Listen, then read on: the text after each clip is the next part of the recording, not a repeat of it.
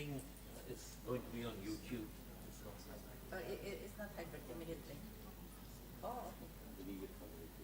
Oh, okay. Rita, good to see you. Hello. Had a long trip. Yes, apologize if I'm not that, No, you're always. Good morning. not synchronized. Hamza, good to see See you again. around. Yeah, It's been a while. yeah, 2019 when you were Yeah. here. You know. How are you? So you arrived yesterday, last night? Yesterday morning because there's flight from Helsinki Finnair that gets to the early morning, so it's quite convenient. Is it the direct? Yeah, Direct really? Oh, okay. I don't and a know. very popular flight also. So Oh, that's very convenient. Direct, yeah, right? that's not the case with New York. You know. New York. So I came from New York, right? This Jubilee. So from New York to because of this time difference. Yes,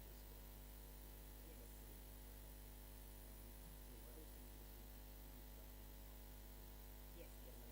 And then yeah, just also a short 2 months, yes. And then we will be doing presentation there.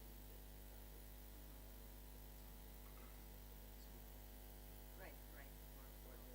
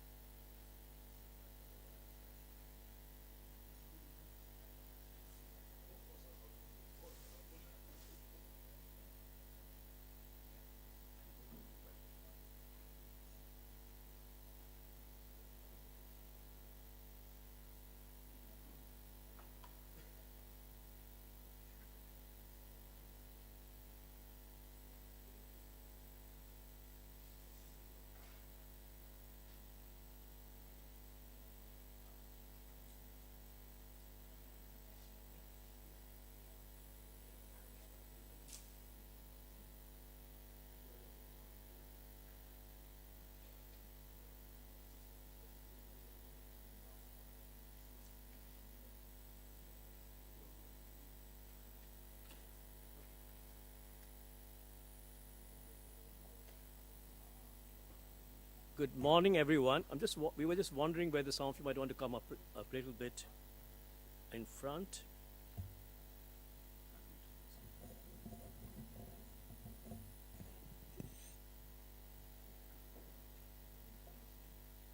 Is it on? Yeah. So we were wondering whether some of you want to come up in front so that we have more of you here in front of the room, or not? You're fine where you are. Okay.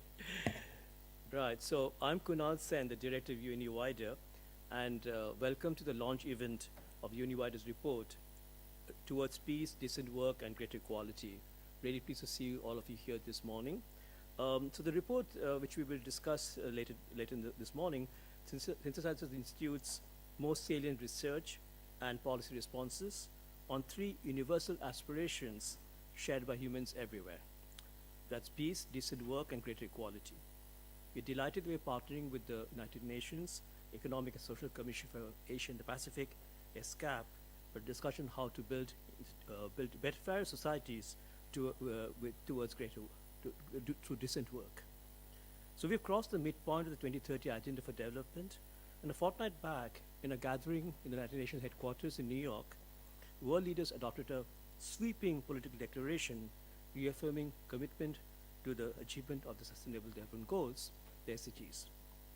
The adoption of the declaration comes at a critical juncture as the global crisis, including armed conflict, adverse climate impacts, and the lingering effects of the COVID-19 pandemic are really threatening the achievement of the SDGs and the 2030 Agenda by in the next few years moving forward.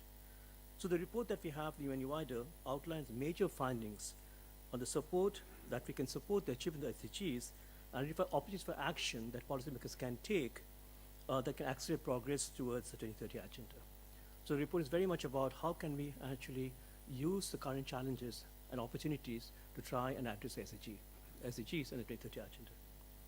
We are pleased that we have an esteemed panel of experts from the different parts of the United Nations, including ESCAP, ILO, and UNICEF, to exchange ideas and opportunities for progress towards decent work and greater equality at the speed necessary for the achievement of the SDGs. I'm now delighted to invite the USG of UNESCAP and the Executive Secretary of ESCAP, Ibu Armida Alizabana, to make opening remarks. And thank you again for your presence in this morning.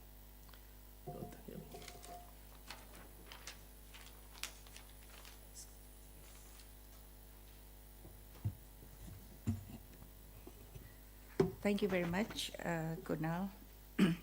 Very good morning to distinguished participants, colleagues, friends. I'm very pleased to welcome you all to this event, which marks the launch of UNE-WIDER synthesis report towards peace, decent work, and greater equality. So I just came back from New York, attending GA. So actually I came back just yesterday.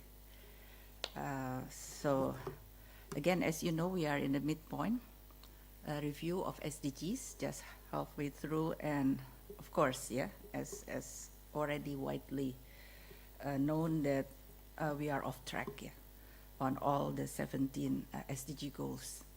So therefore, how to ramp up, how to accelerate the implementation of SDGs on the second halfway towards 2030, in which 12 high-impact initiatives were actually not initiated because all the initiatives are ongoing initiatives, but all the 12 high-impact initiatives are being ramped up, further accelerated.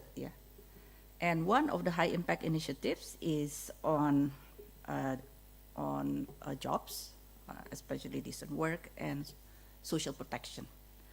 So therefore, this report is very timely, very important, and we can, of course, look at the recommendation, how we can accelerate decent work and also at the same time also social protection.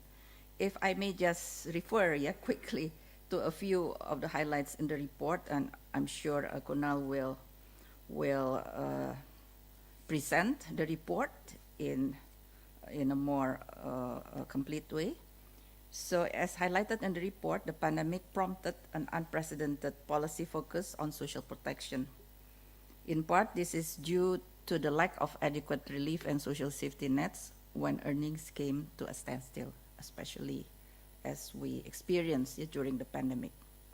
So therefore, the report provides a comprehensive and insightful synopsis of the challenges and opportunities facing developing countries in achieving decent work for all and building fairer societies. It shows that decent work and fairer societies are not just morally desirable, but they are essential for economic prosperity and social stability. It also identifies a number of key policy priorities for achieving these goals, including investing in education training, expanding social protection coverage, promoting gender equality, and empowering women. These are among the few of the recommendations.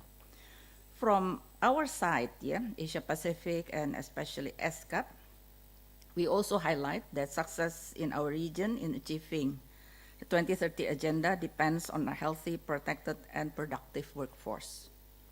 As people of working age make up 2/3 of the region's population and more than half of the global labor force, social protection and decent work are essential for sustainable development, and they are, of course, mutually reinforcing.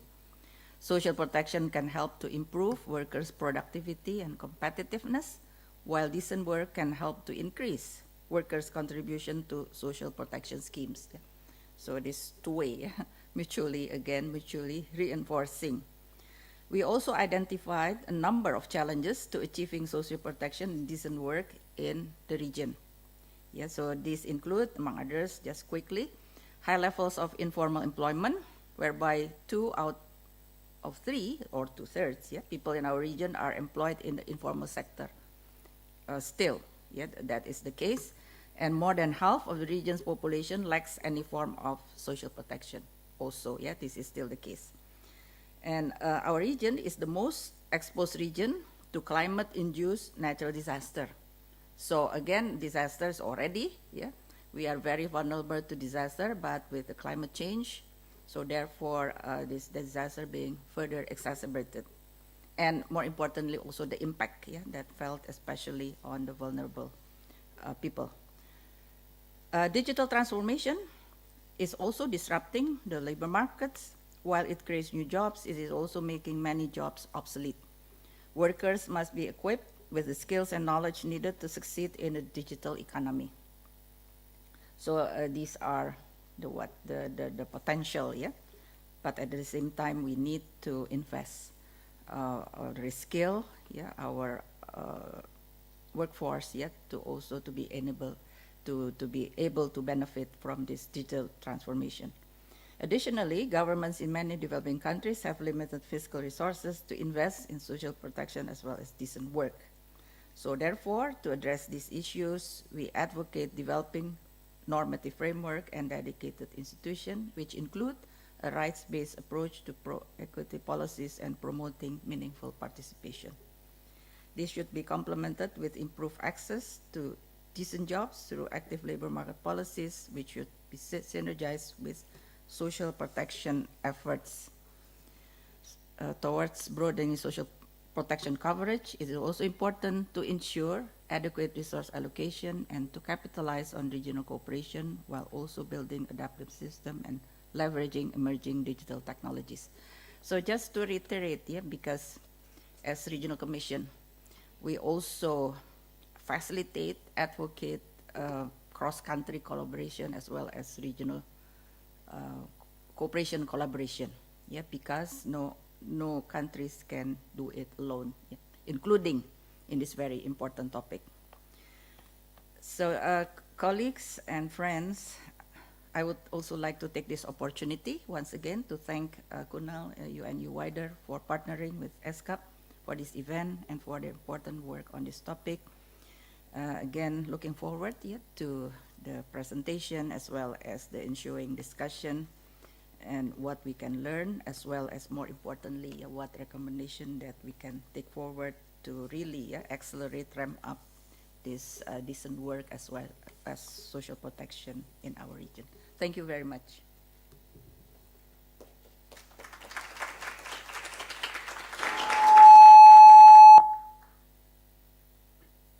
I'm not sure the mic is there. I think it's on. So thank you, Armida, for your remarks. Actually, it's very nice to see that there's sort of synergies between our report and our work in UNE wider and also ESCAP's own agenda around decent work, equality, and also on social protection, which we also discuss in the report itself. So it's really good to see that. And so what I want to do now is make a presentation on the report. And I think I should say, first of all, there's a large online audience for this event. So that's really very good to see that not only of all of you here in person, but also there's a large audience for following us virtually.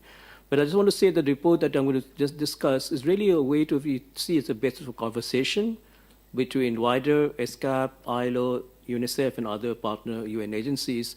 And so our way of thinking about this is not just a presentation of a report that we discussed, but to have this as a basis for a conversation that's actively involving many other UN agencies, including, of course, ESCAP. And so that's very important in what I want to say, so that we can then think about this report as this very important conversation that we're going to have late in the morning. So let me start off by saying that this particular synthesis report was launched a few weeks back. It's a research evidence on rebuilding peace, jobs, and social contracts.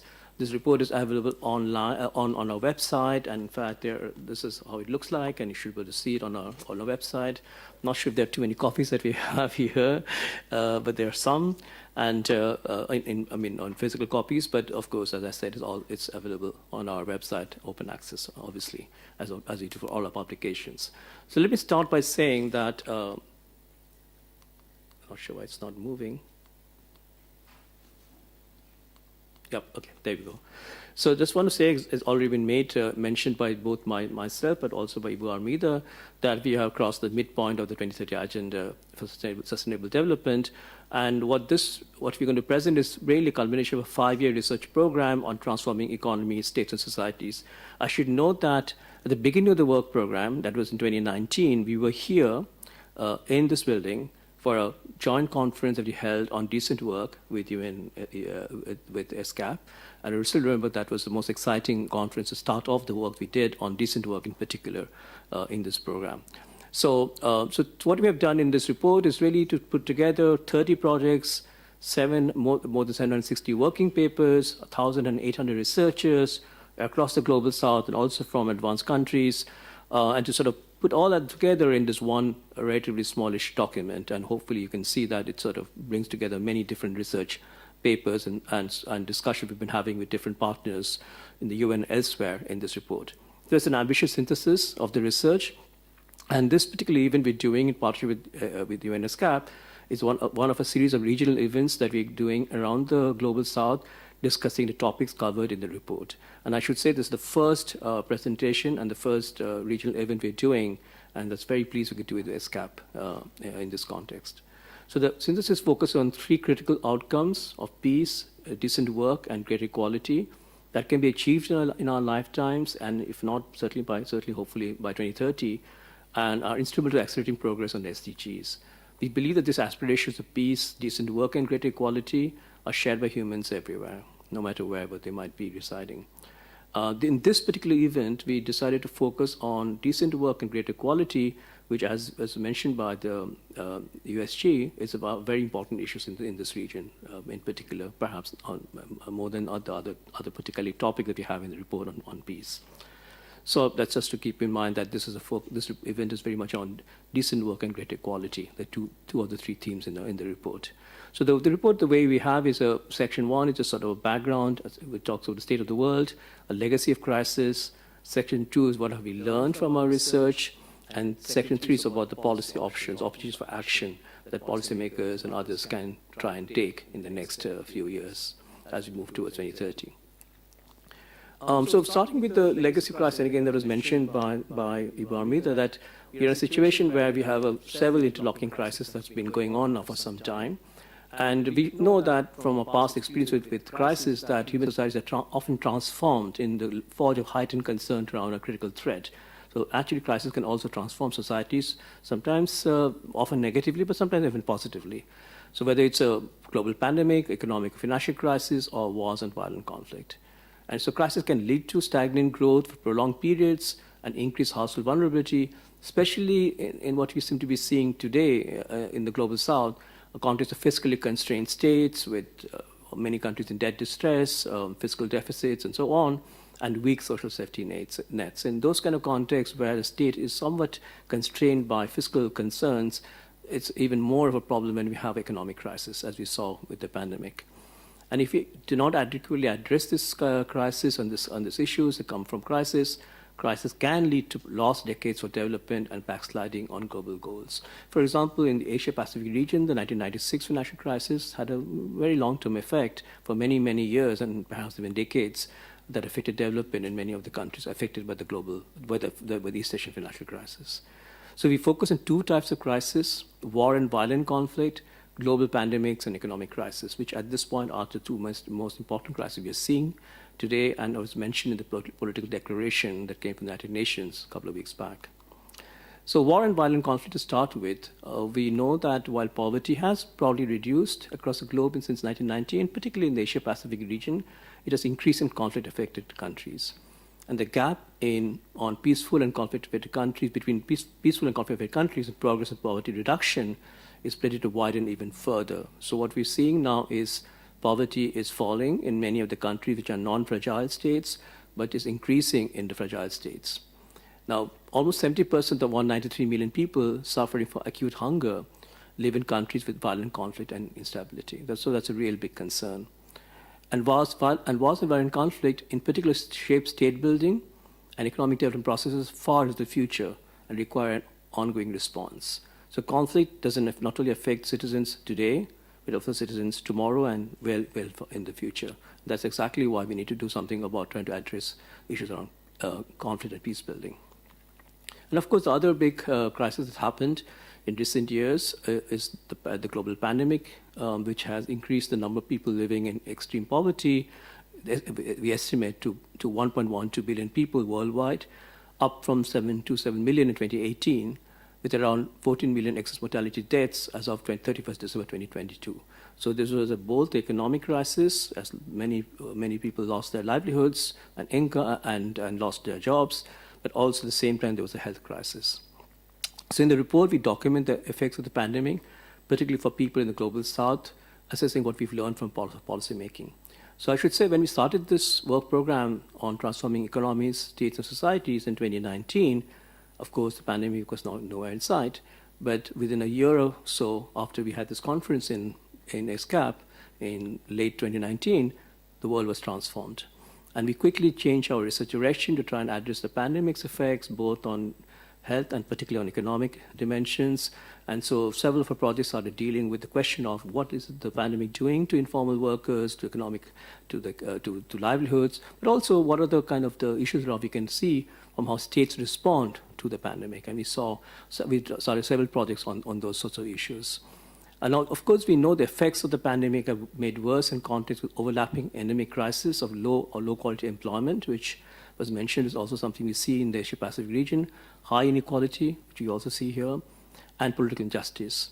And this sort of set of suite of problems, what UniWide has worked extensively, not just in the current work program, but over many years, for the last over 3 decades of research, producing better evidence for action. Now, the global financial crisis of 2007-2009 was a severe worldwide economic crisis that had permanent negative effects on labor markets in the global south. But now we are in a new crisis. The new crisis is after Russia's invasion of Ukraine. We have seen major disruptions to international markets for food, fertilizer, and energy, to name a few. So to increase our ability to respond to crisis and address the legacy of past crises, like the global financial crisis of 2007-2009, like the East Asian financial crisis of 1996-98, and contribute to human resilience, our work programs try to build up a strong evidence base to support actions that can contribute to more peaceful and effective states and more fair and sustainable societies. So that sort of give you a sense of where we're coming from in this report. So now I want to speak a little bit about the research findings. First on peace, because though that's not the center of the discussion here today, but it's also very important for many parts of many regions in many countries in the Asia Pacific, along with Latin America and Africa. And we know that lasting peace is dreamed of by future generations, but has not been achieved. but not because of lack of effort. There has been a lot of attempts to try and solve conflict affected peace-building conflict states and address issues of violent conflict. But the key reason for achieving peace is not straightforward, because post-conflict societies and periods are characterized by continuation of structures, perceptions, and identities that emerge or are strengthened during wartime. And that's a problem that we find, the legacies of violent conflict. So violent conflict not only transforms societies today, but as I said, for the future, and that's exactly why we need to understand what can we do in the post-conflict period when countries emerge out of conflict. We argue in the report that three critical elements for peace emerge from our research. First, rebuilding the state. Second, renewing the social contract. And third, encouraging nonviolent political participation. Strengthening the social contract between states and citizens and improving social cohesion between social groups are central to positive development outcomes that we might see in the post-conflict periods and post-conflict societies. So that's a really important finding we get from our research in this area.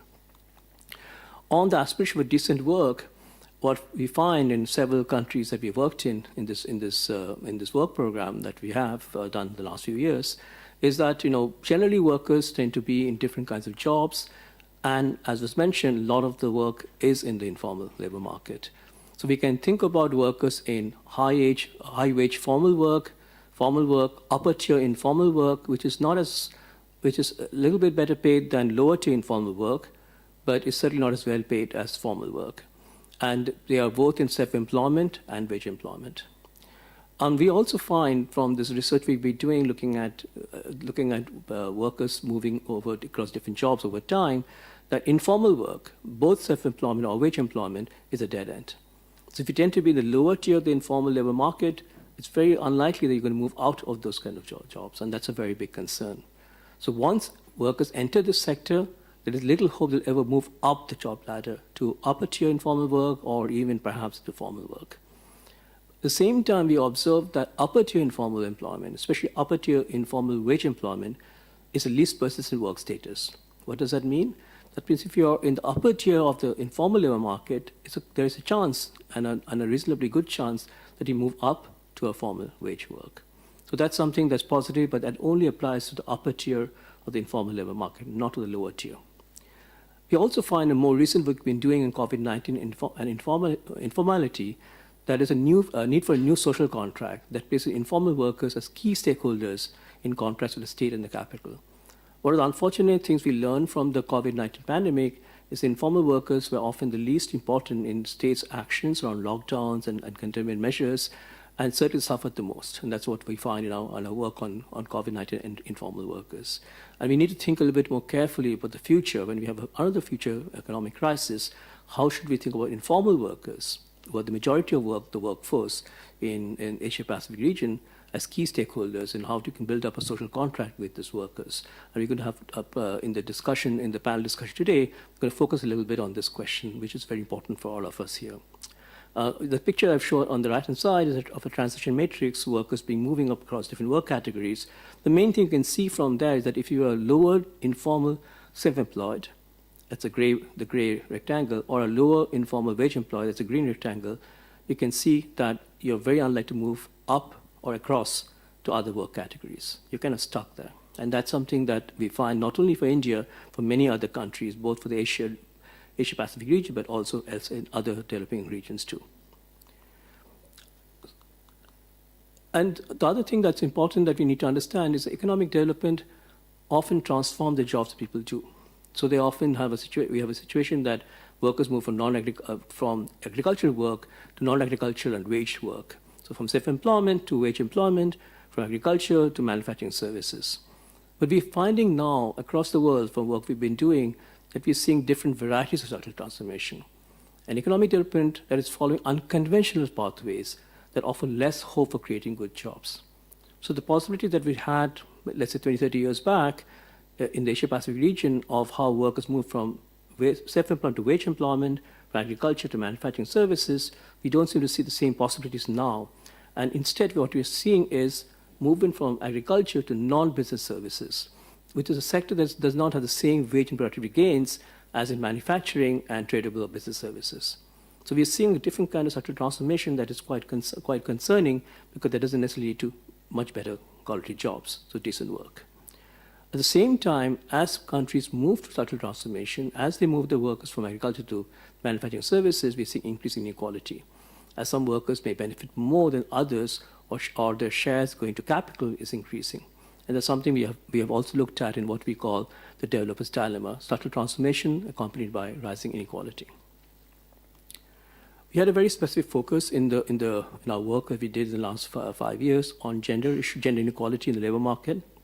And so there's in the report we discussed quite a bit about the aspiration of decent work because of gender gaps, gender inequality.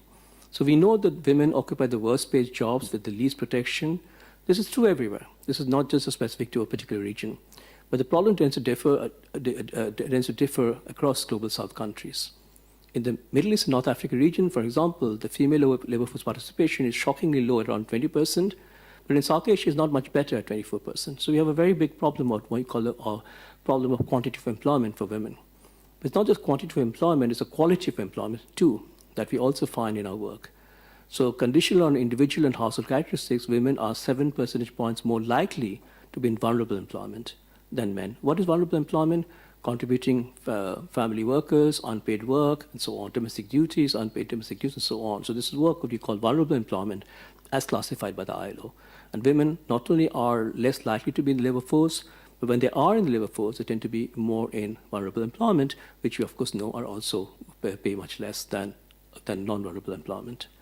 We also find from our research that experience of marriage and parenthood are also important drivers of this gender gap in the labor market, as they are experienced differently by women than by men. And the route to social and economic empowerment for women concerns society's ability, and this is the whole society, not just for women, to enable women to navigate life transitions between school, work, marriage, and parenthood without sacrifice. And finally, in this body of work on gender, we find that countries with less conservative gender norms and more generous family policies are associated with smaller gender gaps. More gender egalitarian laws, particularly laws which ensure greater gender equality in marriage, parenthood, property ownership, and access to entrepreneurship, reduce gender gaps in the labor market. The final theme of our work was on inequality or the aspiration for a fairer society. And here what we've done is both do cross-country work on inequality, but also within-country work. And that's important to keep in mind that cross-country inequality might differ than within-country inequality. So we have this very important database, the World Income Inequality Database, which is a critical tool for monitoring trends in income inequality. This database has been with us we've produced a database on we update the data on an annual basis, and it's been with something we've been doing for many, many years now. Now, if you look at the database, look at the trends from the database on cross-country inequality, we find that the global inequality measure, Gini, in summary, has been on a downward trend for the last 3 decades, which means that across-country inequality has been falling for the last 3 decades. But this good news is complicated by several factors our researchers consistently point out. So the overall message might be positive on cross-country inequality or global inequality, but there are certain complicating factors. Because this trend is essentially driven by falling inequality between populous countries with large populations, especially as the mean income of India and China has quickly risen to approach global mean income. So that's the positive news. But it's really driven by 2 large countries growing very, very quickly in the last few decades. But at a more granular level, we find the inequality increasing within countries. So in other words, while across-country inequality is falling, in large part because of the growth of China and India, within-country inequality has been increasing. So at least 58% of the world's population witnessed inequality increasing in their country compared to 26% who witnessed a decline. So clearly, on balance, within-country inequality has increased quite sharply in the last few decades. Why is it a concern? Why should we worry about within-country inequality? Well, there are many reasons, but one reason is very much that higher levels of inequality are strongly correlated with lower Human Development Index scores. So high inequality in a country means lower human development, lower life expectancy, high infant mortality, and so on. Non-income measures of a country's human development. This means that inequality is associated with lower society-wide levels of education, public health, life expectancy, and economic performance. So inequality in the income dimension, if it's increasing, has implications for inequality in the non-income dimension. And we need to understand they all tend to move together. The other important point in inequality is that if you have high inequality, economic growth, which we all countries obviously want to see, leaves less people out of poverty in a highly unequal society compared to a more equal society. So inequality also has implications for poverty reduction, because you might have economic growth going on in a country, but if you have high inequality, that's not going to really deliver income growth for the poorer citizens of the country. And the third part of inequality that's of concern is that inequality undermines political participation and support for democracy in democratic societies, and prevents the formation of stable democracy in non-democratic societies. So inequality has political consequences and political implications as well. So the third just to move on to also the discussion about within country inequality, what we argue in the report is the battle for SDG 10, reduce inequality, needs to be largely fought within countries, because the cross-country inequality is really about economic growth differing across parts of the world. At a global level, efforts to increase international tax fairness and prevent much-needed revenues fleeing countries for tax havens certainly can help. International tax agreements, as been discussed in United Nations recently, can certainly help. But at the same time, while that can certainly help, we need to think more about domestic policies and domestic efforts to reduce inequality. The challenge that many low-income countries face is a relatively weak tax and transfer system, taxing rich to transfer to the poor. And there are issues around fairness and funding, how to fund redistributed social transfers. Having said that, at least in the sub-Saharan African region, we find that several sub-Saharan African countries have been able to increase tax revenue. So providing clear evidence that enhanced domestic revenue mobilization, at least in sub-Saharan Africa, is indeed possible, and one could argue even in the Asia-Pacific region, that there could be efforts and attempts to increase revenue domestically that can pay dividends. Our work also makes the argument that we should not just think about vertical inequality, which is essentially inequality in terms of income across within the income distribution, but also horizontal inequalities, those between ethnic or culturally defined groups. That is also can be very important in explaining national inequality. So there's clear potential for affirmative action policies to improve representation and well-being of marginalized groups. And certainly we see such presence of such groups in large numbers in many countries in Asia and Pacific, and our argument is that we need to think about them also specifically and think of targeted approaches like the affirmative action policies, provide jobs and other support to these groups. So we have now what we've started also is a new database on affirmative action, which is we hope that national policymakers can use to address group-based inequality or horizontal inequality.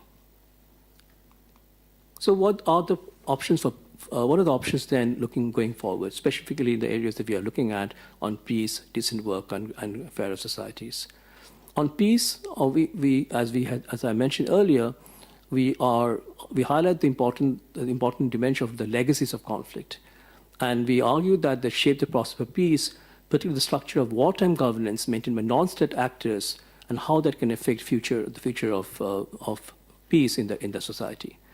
We make the argument that we have to think about how to develop state legitimacy that can fulfill the needs of local communities at the local level, and grassroots actors that can be critical allies. So we all make the argument that we need to think past the state. The state is important in any society, and particularly in conflict-affected societies. But we also need to think about local communities and grassroots actors who will be critical allies for forging peace in such societies and such countries.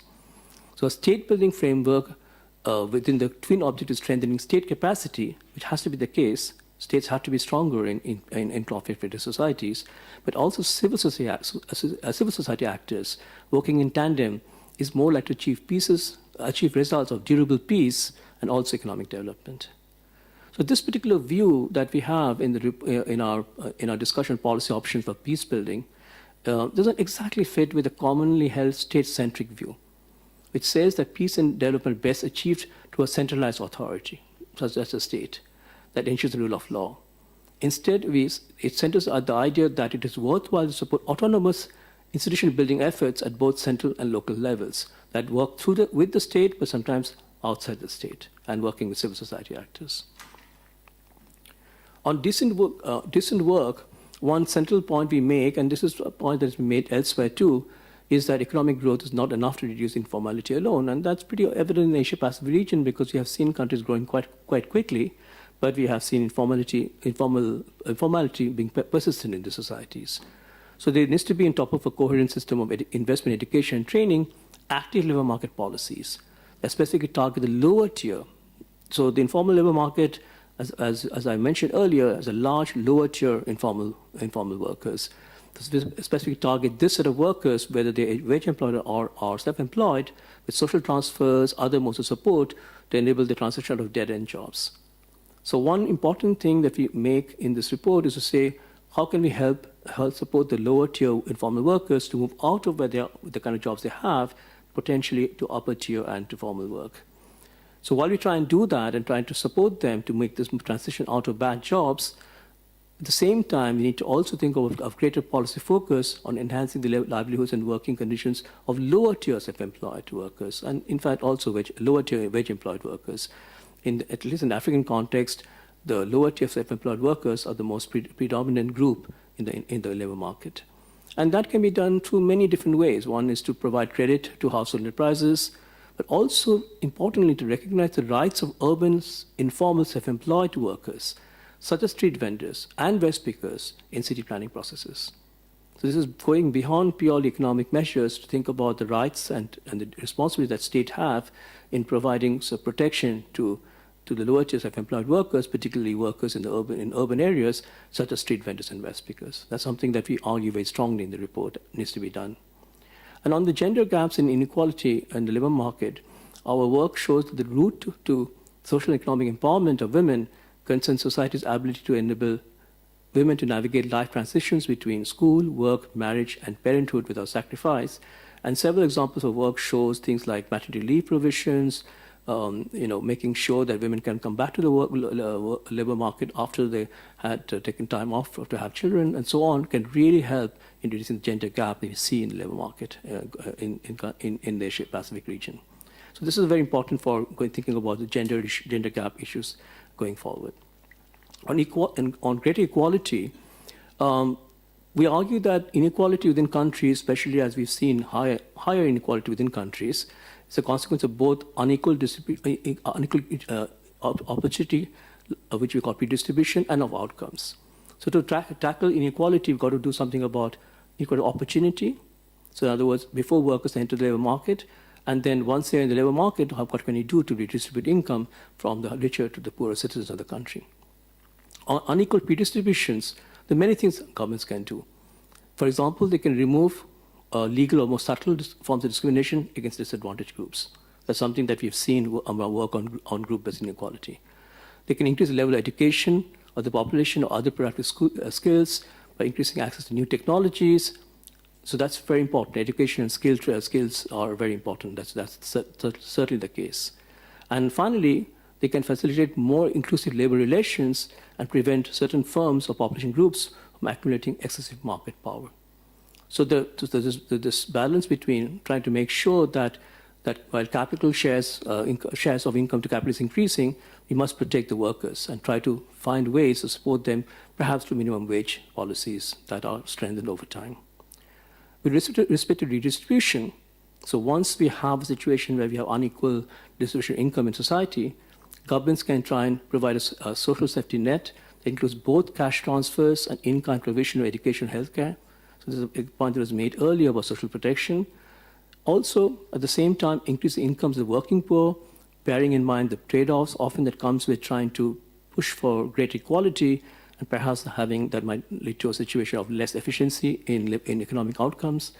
And finally, finance social protection with a progressive tax system. That's an issue we'll come back in the panel discussion, because the challenge has always been that while countries want to increase social protection for their workers, how do they finance such social protection measures? So there are ways what countries can do on SDG 10, both in terms of redistribution, trying to fix the problem even before it occurs of inequality, and then if you do see inequality in the country in terms of incomes and assets and labor market outcomes, what can you do after that in trying to redistribute income through social protection measures and also to increase the incomes of the working poor? So that's something we try to argue, that there has to be efforts both in the redistribution of income, but also the redistribution of income at the same time. So just to end now on the final, the key message and the takeaway that we want to get across in this report.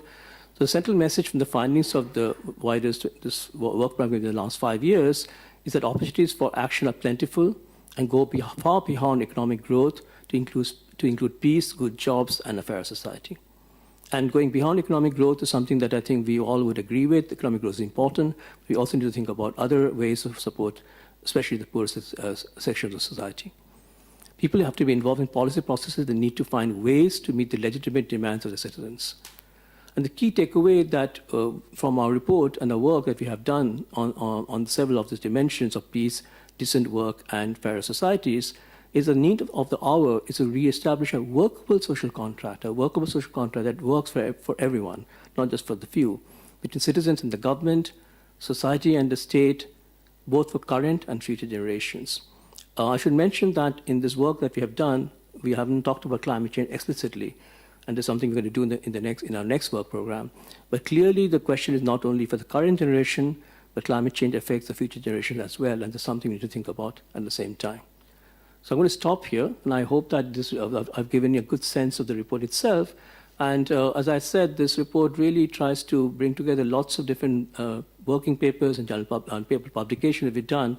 And I would encourage you very strongly to read the report itself, and then perhaps through the report find the papers and the publications we've been doing the last 5 years. And I look forward now to the panel discussion, which is really, hopefully, we're going to engage with this issues that I've presented in this report, and find ways to think about what can we do in terms of policy actions, especially in the Asia-Pacific region. For that, I would invite the moderator of the panel discussion, Srinivas Tata, Pensia.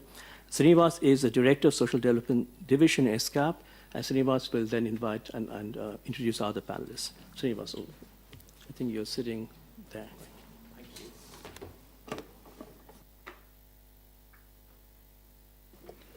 Thank you very much, Kunal. That will be a very hard act to follow. Thank you very much for this extremely comprehensive presentation. You've clearly laid out the key findings and the recommendations of this report, and you've drawn upon not only on this report but on previous work, other work done as part of the work program of UNU wider, and I think that was very critical.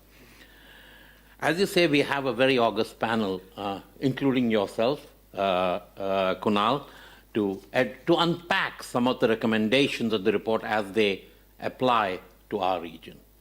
This panel discussion will focus, Kunal and our participants, on the issue mainly on fairer societies and decent work. As you know, because the report covers a wide range of issues, but for the sake of coherence, we'll be focusing on these two big issues of inequality, fairer societies, and of course, decent work. So apart from Kunal Sen, the director of UNU wider, who's already on the stage with me, I'd like to invite the other panelists. First, I'd like to invite Mr. Hamda Ali Malik, director of the Macroeconomic Policy and Financing Development Division of ESCAP, who is, with his vast experience both in macroeconomics as well as in central banking, is uniquely placed to comment on many aspects of the report. May I also invite Mr. Ken Chamuwashawa, senior economist and head of the Socioeconomic Analysis Unit in the ILO Regional Office for Asia Pacific, to please join us. Last but not least, definitely, may I invite Ms. Mitsui Yomura, Regional Education Chief of UNICEF, to please join us on stage, please.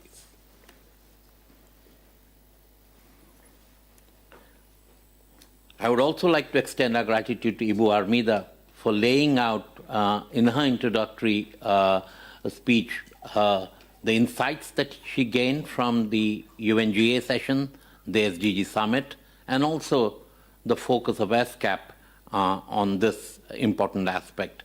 Ibu, I hope that we'll be able to draw upon your wisdom to us even whenever you wanted to contribute to the panel discussion as we go along. So noting the time constraint, I would like to straight away start with the panel discussion.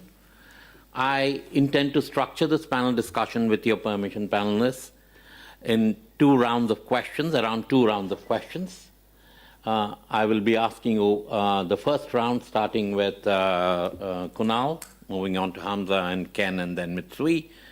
And then you'll have about 4 minutes to address the first round. Then we'll come round with the second round of questions. During the second round, feel free. I mean, we'll be kind of expanding on certain aspects of your first answer, and we'll hope that feel free. I'll be also looking to the other panelists if you have any additions to make to the comments already made by the first panelists. And after that, we will open up the floor for comments from the floor, as well as we know that we have a big audience listening in on YouTube, and we have people tracking the chat there, and if there are any questions, we'll bring it to the panelists. So without much ado, Kunal, thank you very much for that presentation. And I would like to come with the first question. Given the current reality for many countries in our region, including debt distress that they're facing, how should people involved in the policy process at the national level, how can they go about prioritizing provision of decent work and an aspiration to a fairer and more equal societies when they're faced by so many challenges? So I know it's a lot to be answered in 4 minutes, but I think you're good in responding. Thanks. So thank you so much, Srinivas, for this question and for also moderating the panel. I think the point really is that, what we need to do for informal workers, and which we have already mentioned, is a very large proportion of the workforce, doesn't really need too much in terms of fiscal measures. In other words, while we have a problem that we see in Asia, but also elsewhere in the developing world, countries in debt distress. So they don't really have fiscal space to do too much right at this point. The main issue there is of trying to get more fiscal space by increasing domestic revenues and so on, of course. But there is a lot of stuff that things can be done even without trying to use the fiscal space and try to bring about use measures that use the fiscal budget, the budget itself. So what can they do? They can certainly try to provide more training to workers, because the main problem for many countries in Asia-Pacific region and also elsewhere in Africa and Latin America is that workers still don't have the necessary training to get to better jobs. Now, particularly the group we wanted to focus on in our report is the lower tier informal workers. This is the group that, as I mentioned, are in a situation where they're not able to move out of what they're doing into better quality jobs. And so the problem of trying to do something for that group that is the largest among the informal workers in most countries, and also don't seem to be having much process for opportunities for moving out into better jobs, is that you have to provide training to them, you have to provide better credit to the enterprises in this group. At the same time, you need to include them in urban policy processes. One of the unfortunate things that's happened with informal workers, especially as we see from the pandemic itself, is that many of the measures the state's taken have had negative implications for them, especially in the pandemic period when we had this major lockdown measures from different governments. So trying to provide space for street vendors, to West speakers, to any other group on the urban labor market who are stuck in these dead-end jobs is very important, because often states tend to stigmatize these workers. Nobody wants to see a street vendor, nobody wants to see a West speaker in their own neighborhood, and often we see very much stringent measures to try to remove them from cities. And that's a mistake, because they're there to earn their livelihoods, and given the opportunities, the limited opportunity for them to move out of those kind of jobs, you have to include them in urban policy processes. We have to provide them with the rights they need in trying to improve their livelihoods. That's an important message, because often when you discuss informal workers, this tends to get missed out. And I think that's something that we are very concerned about in the report. And also at the same time, I think the other thing is that the real solution is to create more formal jobs, right? I mean, that's really what we want to see. More formal jobs so that workers can move up the job ladder to formal work. But that's a difficult issue that we're facing now, especially in manufacturing, because we are seeing many countries where manufacturing, the share of employment falling over time.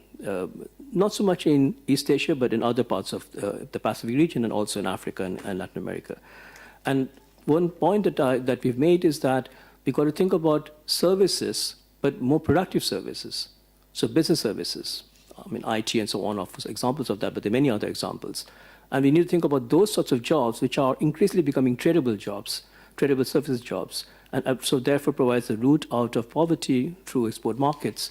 And that's something we need to think about, because manufacturing may well be a situation where perhaps it will be difficult for many countries, especially countries which are landlocked and so on, to try and find ways to increase manufacturing employment. So business services, tradable services are potentially very important in creating better quality jobs. Let me stop here.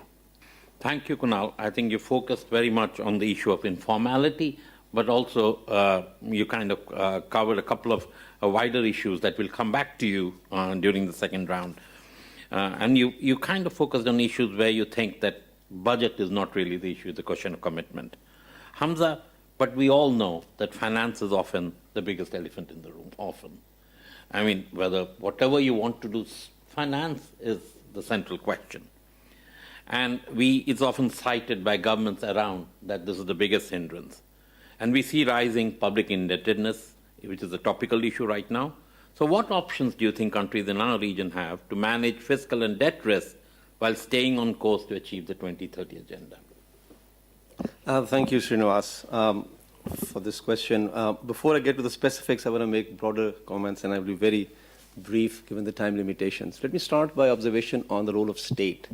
It was mentioned as behind the scenes something influencing peace, something delivering development, jobs, fairer outcomes. I think it's not said enough and more clarity that the state had a fundamental leadership role in delivering peaceful societies, equal societies, and fairer jobs. It is assumed the state is tinkering on the margin, but not supposed to take the leading role. It's a market that is supposed to deliver these outcomes. I think this point needs to be said very, very clearly up front. There are conflicts that arise when you don't spell it out. I'll give you two examples.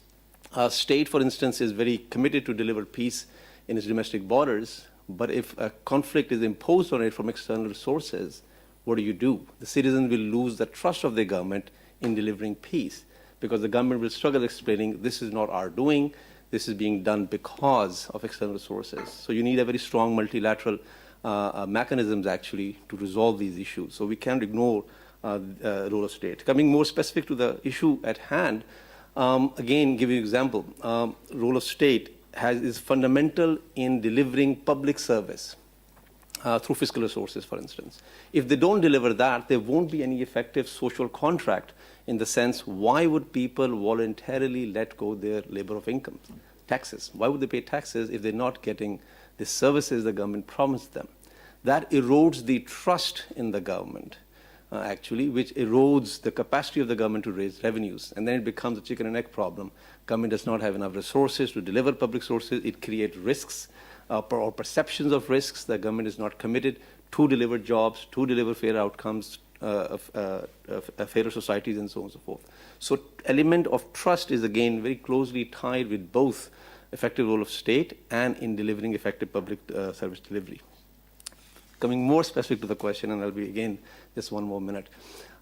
We need to revisit, I think, talk more about the core assumptions behind the policies that we recommend. They are taken as given many times. At any point in time, you think the current state of knowledge is the ultimate truth. It's not necessarily the case. There are many core fundamental assumptions that needs to be revisited all the time for different circumstances, different societies.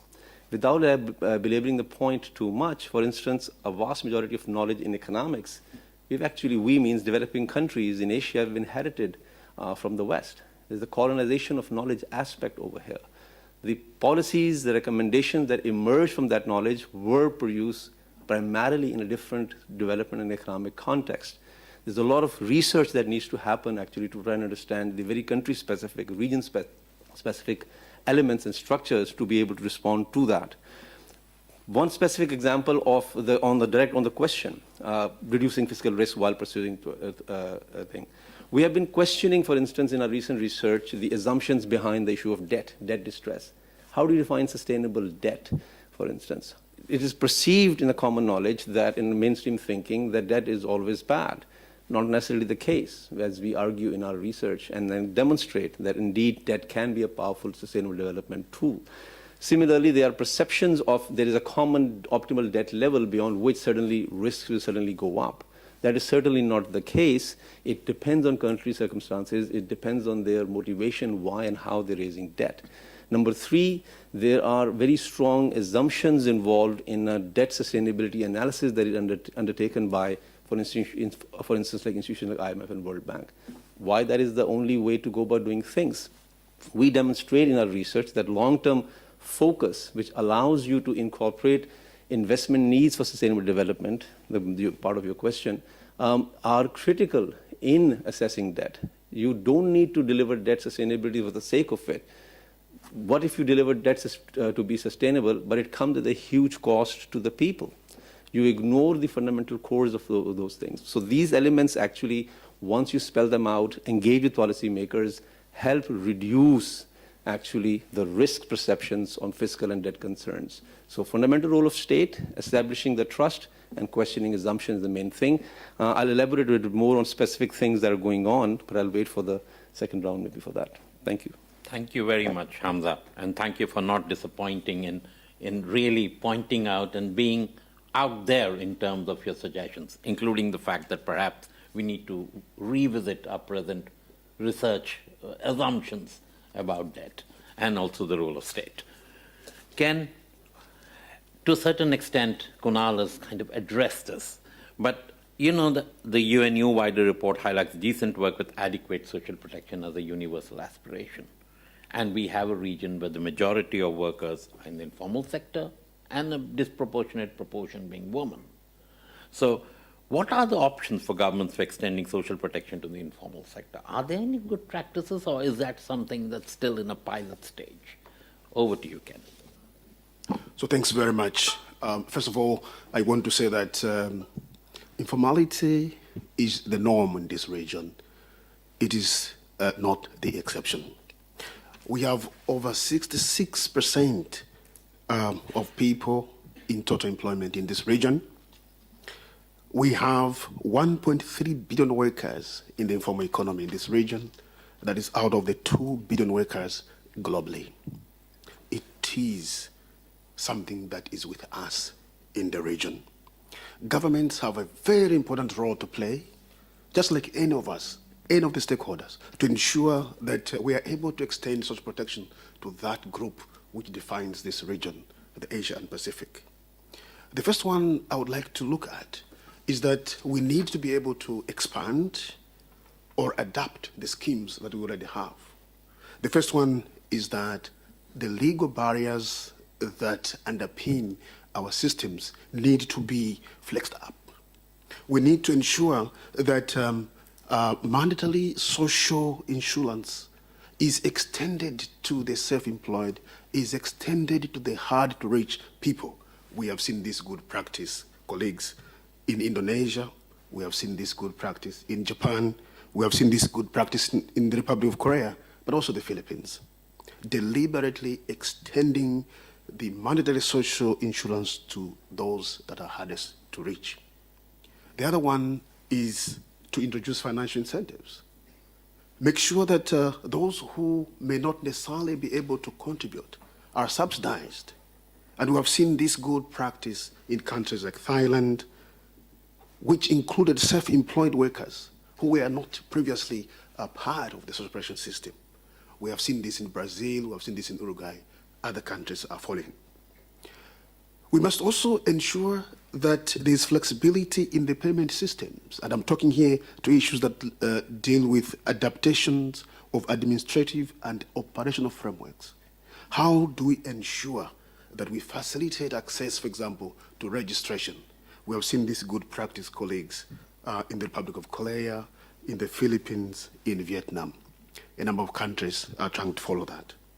But we can also create separate schemes for the hardest to reach, for those who are vulnerable, separate ones. Specific contributory schemes that target informal workers, that target rural workers, that target those who are vulnerable. We have seen this practice in France, in Belgium, in Nigeria. We can also have sector and occupational specific schemes.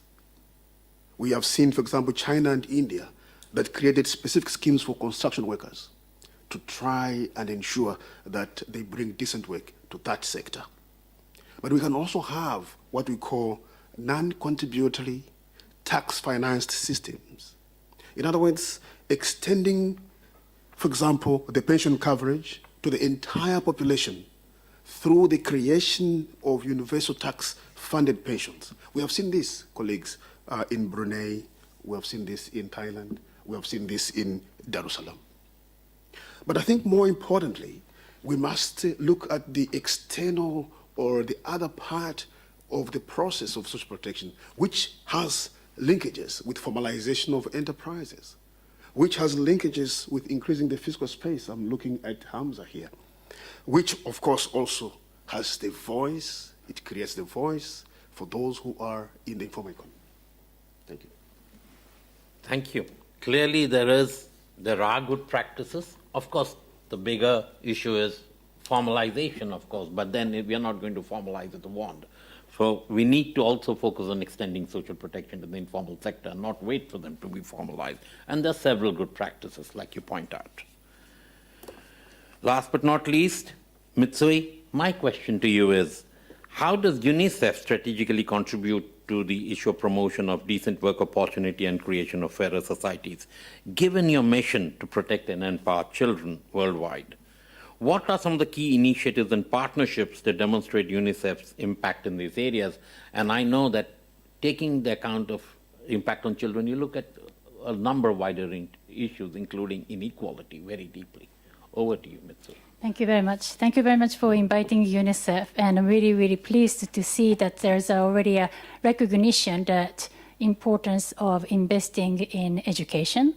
And I would like to also acknowledge that I think there is a general consensus that we do need to invest more in children in general.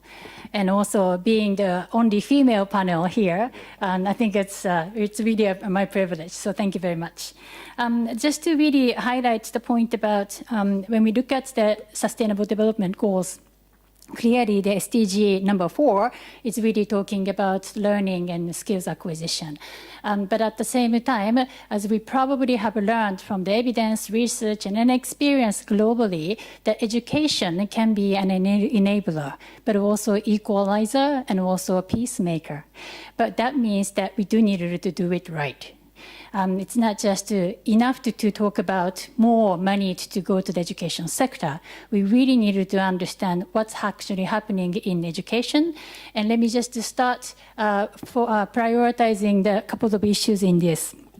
First of all, wanted to really share some data and an evidence. 80% of our brain development takes place within the first 3 years of human life. So that's we're literally looking at 0 to 3 years old. Socialization skills, language acquisition, those soft skills, so-called, or 21st century sometimes, those are also obtained by the children when they're really, really young. Now, on the other hand, like job-specific skills, that's something that you and I can also learn when we go to the Tibet school, the university, something that can be learned. But there are fundamental skills that needed to be acquired when the children are really, really young. And that really indicates that we do need to invest when the children are very young. And so we promote and support the government, member states, together with the civil society organization and other partners, to really promote the early learning, early childhood care and development. And that includes not only stimulation and education, but also health, good nutrition, as well as the safety, protection, water sanitation. We do support the member states in terms of building the government systems to really improve, and also making sure that they provide all those multi-sectoral approach services to all the children, especially in the most disadvantaged areas and disadvantaged population. We also provide a parenting education. Oftentimes, those populations with very limited literacy skills don't really necessarily have the access to information. And then it's important, especially in this technology era, that we really mobilize the simple technology, but also even the digital solutions to reach out to the other population so that they can be good care takers. and then moving on to the preschool education. Sometimes we think that tertiary education is most important, TVET, and this is where we see the biggest investment from the government state budget going to the tertiary education. But in reality, we really needed to invest more in when the children are very young. So that's preschool and then also the basic education. Unfortunately, in this region, close to 50% of our children, the school-aged children, are in learning poverty. So even those children who are in school and not yet learning, even just fundamental counting, calculation, reading and comprehension of a simple story.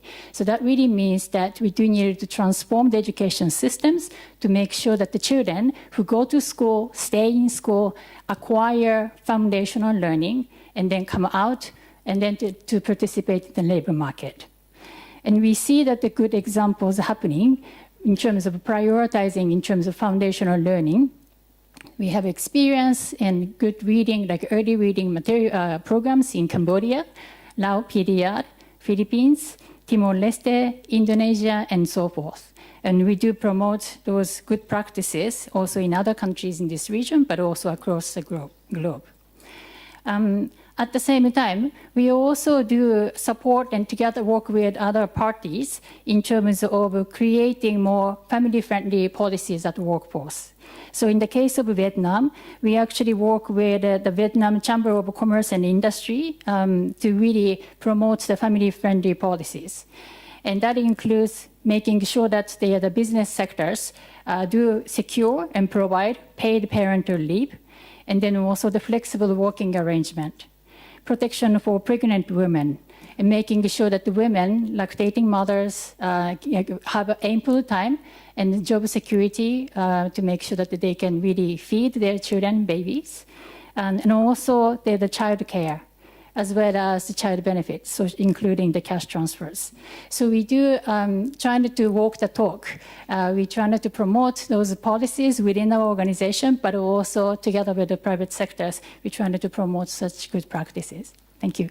Thank you, Mitsui, for highlighting a very critical aspect that investing in children and adopting the life course approach will lead to healthier and more agile workforce. I mean, you need to do it early. So thank you so much. And also the importance of education, investing in education, and that too at all levels, not just looking at tertiary.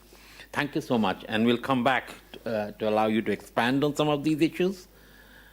Kunal, let me come back to you and kind of refer to a term that you used both in this report and in an expanded report later on about, you use the word developer's dilemma.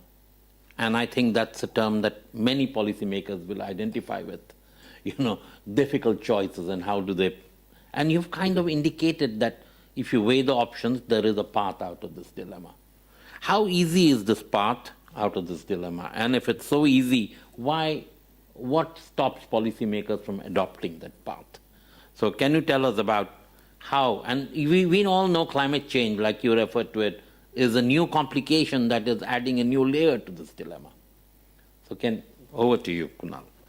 The developer's dilemma that we talked about in our work, and in fact there's an event on this afternoon in ESCAP, is a dilemma that actually pretty much almost any country that's growing quite fast, or at least even moderate economic growth faces, which is the problem that was identified long time back in economic development literatures, that when a country grows, essentially there's movement of workers out of agriculture to manufacturing services, as I mentioned, social transformation, that leads to high inequality. And that's obvious because workers are in poorly paid jobs in agriculture.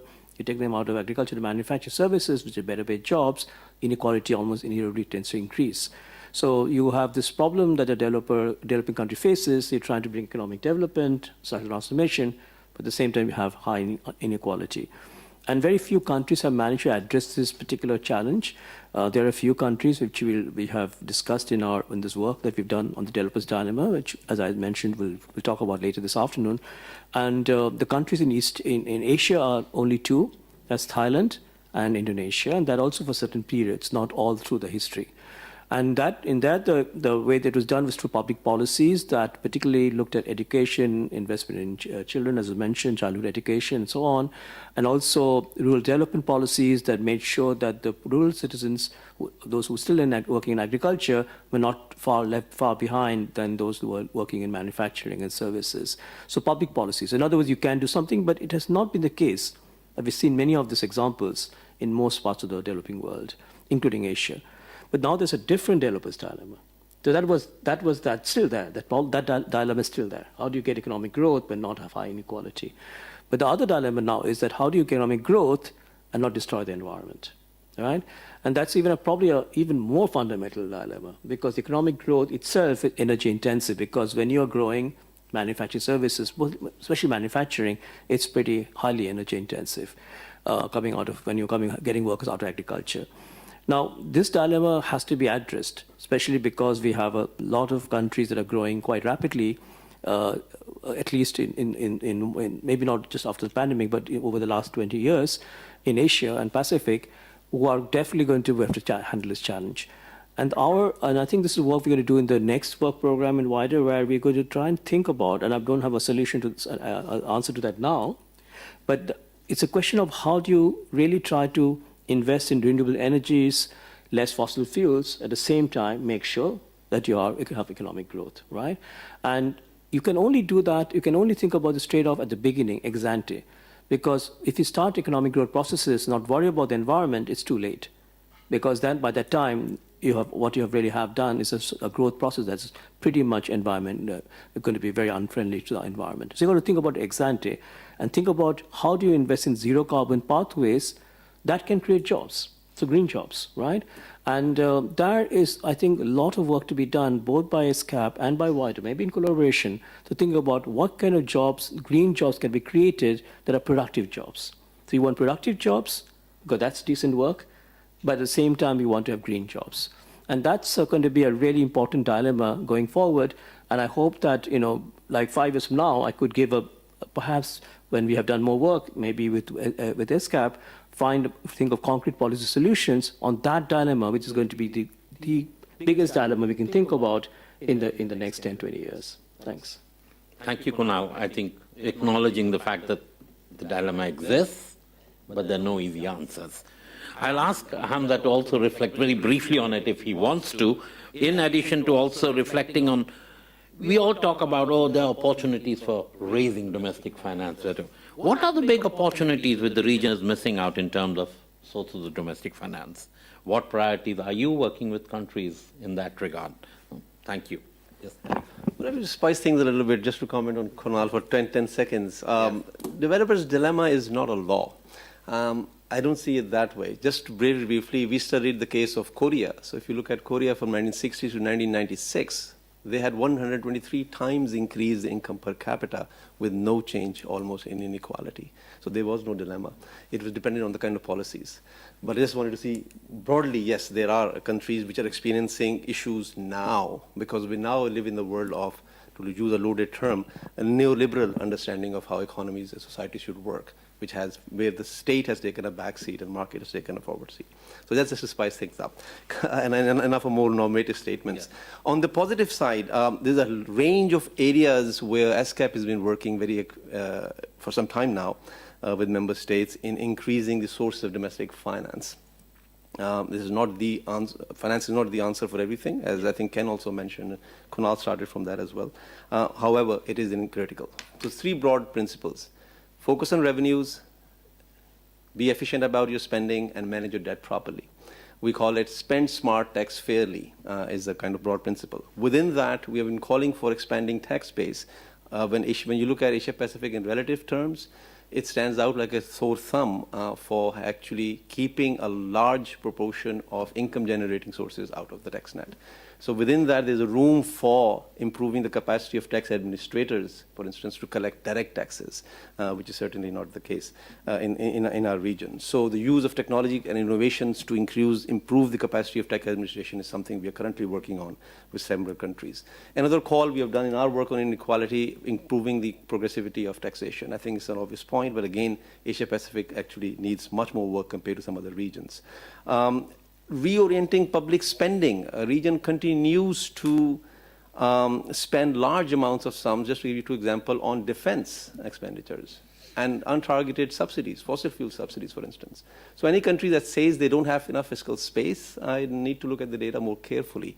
It's not the issue of they don't have fiscal space, it's they're choosing to spend on the wrong reasons. So if they say they don't have fiscal space for development, I tend to disagree with some of them and say, look at how much you can reorient from defense and untargeted subsidies towards sustainable development objectives. So that's another area we have highlighted again and again in our ESCAP theme studies, for instance. Development of capital, domestic capital markets is actually fairly weak in Asia and the Pacific region, which provides the foundation of how you channel savings, and that leads to investment in sustainable development. That provides the basis, and then you can actually start issuing more recent innovations in financial instruments like thematic bonds, green bonds, sustainable linked bonds, which has skyrocketed in the last 4 or 5 years, but in only few countries, and more countries need to actually develop their capital markets to take advantage of that. Just two small, points more. We are working a lot on potential of debt swaps for development, a difficult area, which can actually reduce elements of debt and then provide resources which can be invested in climate or environment or whatever is agreed with the creditors. It's a complex area. Not much has happened in practice. But there is, I think, need to actually go in that direction a bit more. Last but not least is we are working very effectively, very comprehensively, I would say, along with our statistics colleagues on curbing illicit financial flows across borders, especially when it comes to tax evasion and those related issues across the globe. That is the leakage that is happening, and some preliminary estimates actually point out that the amount of money that is being leaked from the economy is huge, constraining fiscal space, and then not leaving enough for the governments to be able to spend on sustainable development objectives. Thank you. Thank you very much, Hamza.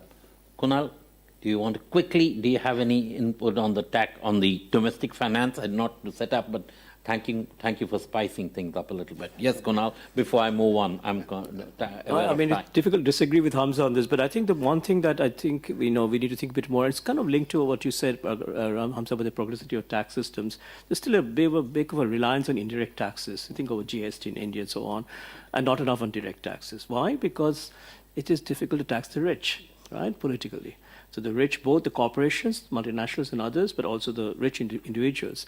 And we know, if you look at the experience of Western societies, the shift from indirect to direct taxes is one of the most important things behind state building. Because when you have this direct contract with the citizen, you say, you pay taxes to me, and I make sure that you get good education, health, and so on. That's the formation of this social contract, which we haven't seen in the Asia-Pacific region, because indirect taxes does not build this direct link, right? So that's the big challenge, that while tax over share of GDP has increased in the Asia-Pacific region more than maybe perhaps other regions, and some countries have done pretty well on that, but still, it's mainly indirect taxes. Yes. And how does one then face this politically difficult issue? There is also the issue of taxing. it is easier to collect. Absolutely. Absolutely. Absolutely. And yeah. with new environment considerations coming in, sometimes they're easier to collect through. Right. But point absolutely well taken. So just aware of time, so I just want to move on to Ken. Ken, we live in a very rapidly aging region, Asia Pacific, like many, we are really rapidly aging, very low female labor force participation in many regions, including South Asia, a little better in Southeast Asia. So in that context, how do you maintain the sustainability of even existing social protection system and then widen it? So just briefly from you. So thanks very much, Srinivas. The policies that underpin participation in the labor market of older people, of other workers, of women are known. They are known. We know them. What is important is to have the incentive to implement them. So the first one is anti-discriminatory policies, policies that we need to institute in the hiring process. A number of times I see adverts which say those who should apply should not be older than this age. And I said to myself, oh, so I don't qualify. Hiring process should be inclusive in the first place. If we are going to be sure that we take in those who are older workers, if we are to be sure that we are going to ensure that women participate in the labor market. The other point is instituting what we have seen already being very beneficial because of the COVID situation, flexible work arrangements. Let us make sure that there's part-time work. Let us make sure that we do job sharing. Let's make sure that we do teleworking, for example, to just ensure that those who are aged, those who are older, can be able to participate in labor markets. My colleague from UNICEF here mentioned many times, and also Kunal did, the important issue of training and education. Lifelong training.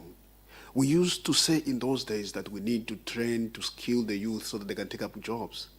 Well, we need to skill, upskill, reskill the aged so that they can adjust to the technological changes, that they can adjust and be able to participate fully in the labor markets. But we also need deliberate policies that promote the healthcare and well-being of those who are aged. I mean, let's make sure that we are able to manage chronic diseases which are characteristic of those who are aged in the workplace. What about preventive care? What about those policies that ensure that there is a healthy, environment for these people, women, older workers? But also financial incentives that are important.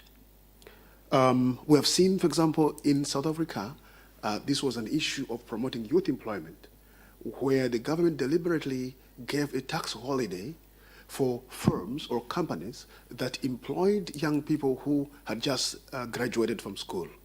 We can do the same here. Give financial incentives to those firms that employ the aged, those who want to enter into the labor market. So there are a number of all these policies that are important, and I think the capping of all is even a social protection system that does not discriminate. I want to stop there, Srinivas. Thank you very much. And also, I think previously Mitsui talked about the importance of care economy to get more women into the labor market, also covered by the presentation by Kunal. Mitsui, I would like to ask you, inequality is one of the central issues that UNICEF focuses on as part of its work, apart from its work on children, acknowledging that inequality affects the lives of children most. And so could you share your perspective on the concept of a fair society and how we could address inequality in an effective way, because that undermines a fairer society most? Thank you. Thank you very much for that question. I think we can simply say that the fair society is where we see everybody, all the children, adolescents, younger people, all of us, actually have our rights, human rights, fulfilled. And just going back to the children's issues, we do have a convention of the rights of the child. And this is the convention that widely approved, ratified globally. And this is something that the member states are really committed to really implementing, operating all the commitments that they have made, and then that you can find in the Convention of the Rights of the Child. And then the CRC does stipulate that there's no discrimination, regardless of the age, ethnicity, the language, sex, religion, political affiliation, opinion, citizenship or lack of citizenship, the disability or ability, the birth, also the location, the poverty, the socioeconomic status, doesn't matter. Every child has a right to be to have their rights to be fulfilled. So with that, in order to achieve that aspiration, but very important goal, we do invest the most disadvantaged population and disadvantaged children.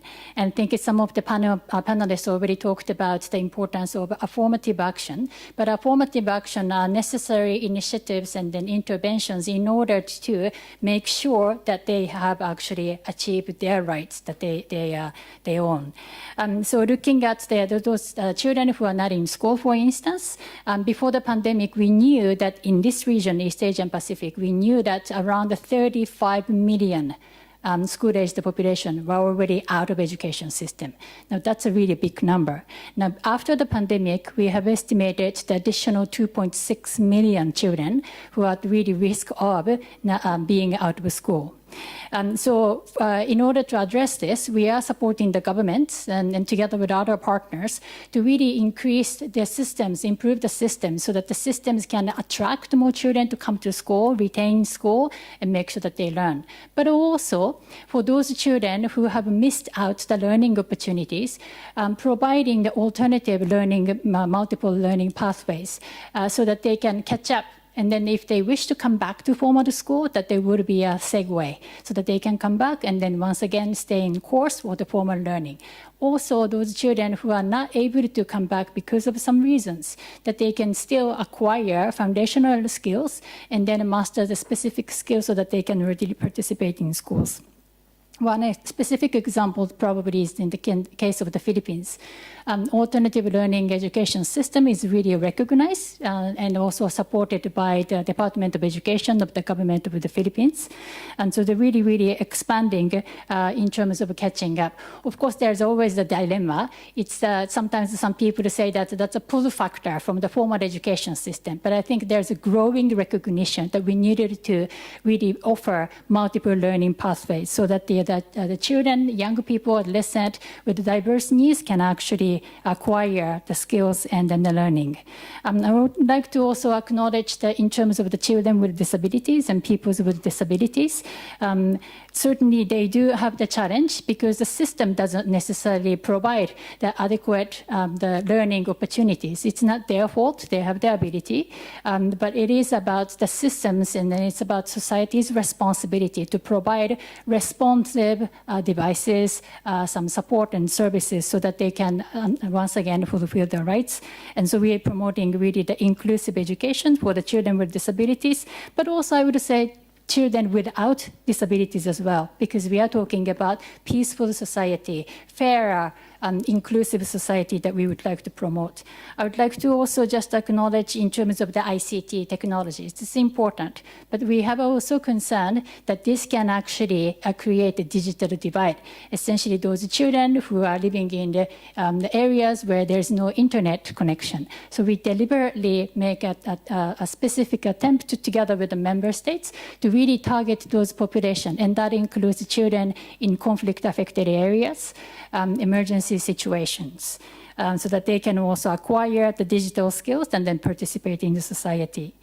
Also, I would like to acknowledge, I think, the other climate change. I think it is really inevitable that we needed to talk about. And again, we really want to make sure that the children come out from the education system with green skills, awareness in terms of their behaviors, because they can be a really good champion in terms of helping their even family members. There's a good correlation in terms of the education performance of the child and well-being of the family. So once again, I would like to conclude by saying that we do need to invest more in good learning and then education, skills acquisition, because they are the ones that we can help out, that can really help us, because they are the enablers, equalizer, and then peacemaker. Thank you so much. Thank you, Mitsui, for really stressing the rights-based approach, acknowledging that the whole issue of leaving no one behind, and above all, the issue of children with disability. I'm personally thankful to you. Our region has 16% of our population is disabled, and we needed this to be highlighted. So thank you so much. We have a little time to take questions from the audience. Please, there are, I'm sure, you have a lot of questions for our panelists here. A lot of us have issues and doubts, but please feel free to raise your hand and we'll come to you. Keep your questions short so that a lot of people can ask questions. Somebody to bring, yes, ma'am, in the front row. Identify yourself. Thank you very much. My name is Titik Anas from Indonesia. I'm from University Pajajaran. So my question is on the informality. I think Kunal mentioned about it. The issue is that we never mentioned in this the panel that digitalization can somehow formalize the informal sector. So we might have more or less informal sectors over time because of digitalization. How do you see this? On the second issue, on this, on the role of the manufacturing versus services sector to provide design jobs, it seems that how do you see the region going towards that direction, given that the manufacturing having smaller employment elasticity to create jobs? Thank you very much. Kunal, would you like to go first? And then maybe I'll ask Ken. Sure. Now, that's a very important two questions, actually, Tidik. One is about digitalization and formalization. I think that when we talk about this, there are two things one has to keep in mind. There's one part of digitalization which is trying to reach the poor, the informal workers, for example, by involved in safety nets, and which happened in the pandemic. Many of them were brought into safety nets because the state had found a way to reach out to them by giving them cash transfer electronically. It's impossible at that time to do it in physically. So that was very good. I think that happened quite a bit in many countries in the Asia-Pacific region. But at the end of the day, the second point here is that whatever we do, the only way to get big workers out of informality is to create productive jobs in the formal sector. There's no point of thinking of formalization if you're not creating productive jobs. I'm strongly against the idea that somehow formalization itself is enough. It's not. Right? If you don't create productive jobs, better paid jobs, what we might call decent work, then any process of formalization through digitalization is simply not going to do the trick. In fact, it could be quite damaging for the economy. So ultimately, it's still about creating productive jobs, right? Which leads to the second question, which is about the service sector. In my view, and I've argued this more recently, that I think the manufacturing still has potential. Of course, in the Asia-Pacific region, we have seen very good examples of manufacturing creating jobs, including in Indonesia. But I think there's been one problem that we have in economics, that services are seen as this one sector which is, where it's fine when you become a rich country, then many workers are in services. But if you're an emerging economy, services is not the place where good jobs are created. And that's because a lot of jobs in the service sector is pretty poorly paid jobs, right? Like you think about street vendors, as I was saying, so the non-tradable service sector. But one important point which economists have not able to grapple with so much. In fact, I just should mention that in the conference I was mentioning in ESCAP in 2019, which we did with ESCAP 2019, there was a very interesting keynote by Richard Baldwin who made the argument that services are the new manufacturing. And that point is not, I don't think, is well received, understood in the policy world or in the academic literature, economics literature, right? The services have many properties now that are absolutely what we used to have seen manufacturing. Spillover effects, knowledge spillovers, high productivity jobs in certain kinds of services. And I think there is more potential for jobs in that kind of service, not in the informal services, for example, but the more formal productive services that really can become the new route to subtle transformation. So will that be large enough to absorb all the workers for agriculture in all these countries in Asia-Pacific region? Probably not, right? Yeah. But I think that at least if you think of that as another route out of poverty, out of a situation where most workers are in agriculture and poorly paid jobs, then you can at least start thinking, okay, I still want to think about manufacturing. That's still pretty important for me as a policymaker. But can I start thinking of tradable services, given the way technology is progressing with services, that can create jobs for my workers who I want to get out of agriculture, right? So that view is still not widely understood because our mentality is the manufacturing. That's the solution. Thank you, Kunal. And that's why I think it's very important to understand the shift towards services also as an important route for job creation. Thank you. Very, very important point. I just wanted to cover Ken. If you don't mind. No, so thanks very much. I think I'll start from the understanding that whether it's services, whether it's manufacturing, all these sectors of the economy, we would like to have a job-rich growth. So I want to start from there. Now, over the years, not only in the Asia-Pacific region, in Africa, in other regions, we saw a lot of growth, but it was jobless. Jobless because we grew, but we never had deliberate policies that would ensure the trickling down of that growth. Policies that supported distribution, for example, were not there. So we grew. Yes, the figures were good, but poverty was entrenched. Inequality was entrenched. So I want to start from there, that growth is necessary, but not necessarily a sufficient condition for us to be, have better livelihoods. And in that sense, therefore, we need to institute policies that ensure that we actually tap that growth to support those who actually need to be supported, the vulnerable. All right? So that's where I want to start from. And then I just want to add a word on the digitalization that you mentioned, and in thinking that digitalization would help the formalization process. It's a two-way. Digitalization, the platform economy can help formalize, but can also help get back to, informality. Grab, using Uber, using all this, can actually get us back to the informal sector. I think what matters is, to what extent do we ensure that formalization as a process is taking place? Because we're not going to formalize one day. It is a process. And therefore, when we look at all these technological developments, we need to watch them and see what are the entry points that make us able to move towards formalization, towards decent work, towards the dignified incomes, towards social protection system that will even support that worker who does not know the employer working under Uber or Grab. Thank you. Thank you.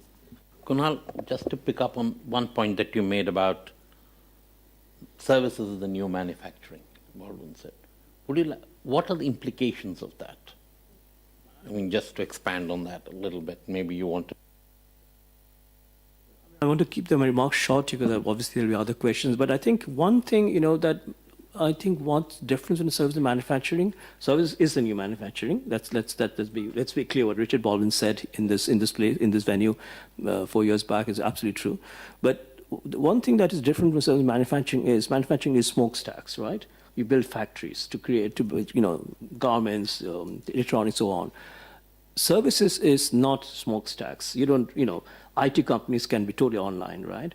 The one thing you need, though, is very good ICT infrastructure. So countries which have invested in digital infrastructure, right, fiber optics and cables, so on. I mean, why is it that the countries that run well in tradable services have already had invested in digital infrastructure, particularly fiber optics and so on? Because unless you have that, how can you communicate with somebody, a client of yours, many, many thousands of miles away, right? And I think that's where I think policymakers still haven't understood that to create this kind of jobs in tradable services, you need to put in pretty much a kind of different infrastructure, which is the digital infrastructure, compared to the smokestacks manufacturing, which is always what we thought about, right? I mean, that you have to build factories and so on. That's this mindset change that I think still hasn't happened among policymakers. Thanks. Thank you, Kunal. On the floor, we have a couple of messages that I've received, that there are one question that was raised from our chat. On the floor, please.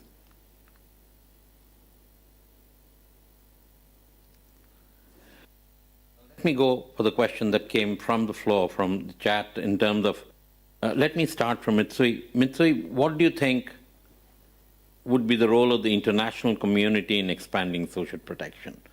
When they talk about, I suppose the question means the UN system or the international community in general. Is social protection chiefly an activity that is sovereign, government, state-led in individual countries, or is there a role for the international community?